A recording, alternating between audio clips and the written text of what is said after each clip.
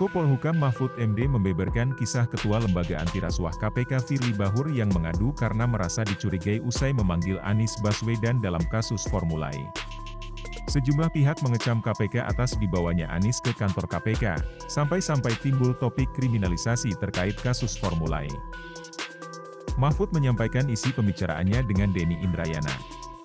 Seperti kami beritakan sebelumnya, KPK tengah menyelidiki kasus Formula E. Anies sempat dibawa ke kantor KPK pada September 2022 lalu.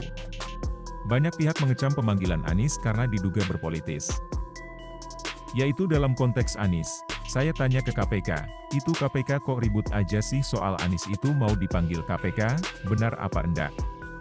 Saya bilang ke Pak Firly dan Pak Marwata, kata Mahfud, kepada wartawan, Rabu, 1 Februari 2023. Lalu dia bilang gini, Pak iya ya Pak, gimana sih masyarakat ini kalau kita mau menindak orang berdasar hukum, itu orang ribut seakan-akan mau mempolitisir. Termasuk yang kasus Anies ini kan hasil dari BPK, jadi setiap kami menyebut mau memeriksa.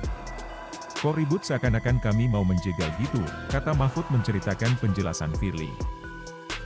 Seperti diketahui, Anies Baswedan, mantan Gubernur DKI Jakarta, sempat dibawa ke kantor tim penyidik Komisi Pemberantasan Korupsi, KPK, untuk memeriksanya sebagai saksi atas dugaan korupsi pembangunan lintasan dan penganggaran Formula E.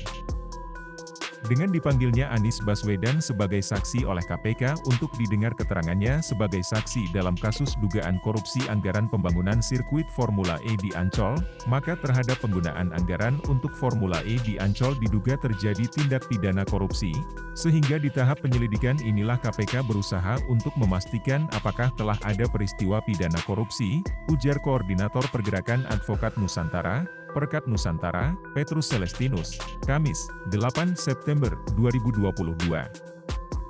Petrus mengungkapkan, penanganan kasus Formula E di KPK tentunya berdasarkan petunjuk dan bukti permulaan, sehingga kasus ini masuk tahap penyelidikan.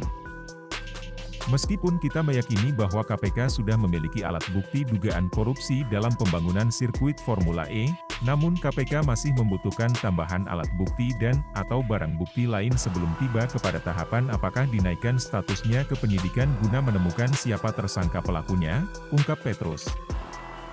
Pemanggilan Anies Baswedan menjadi saksi bahkan saksi kunci, bisa berpotensi menjadikan Anies Baswedan sebagai tersangka manakala terdapat kerugian negara, karena kedudukan Anies juga sebagai kepala pemerintah daerah yang menerima kepercayaan dari Presiden untuk mengelola APBD berdasarkan Perda, Peraturan Daerah, APBD DKI Jakarta. Sehingga disinilah letak keterlibatan Anies Baswedan, tandasnya.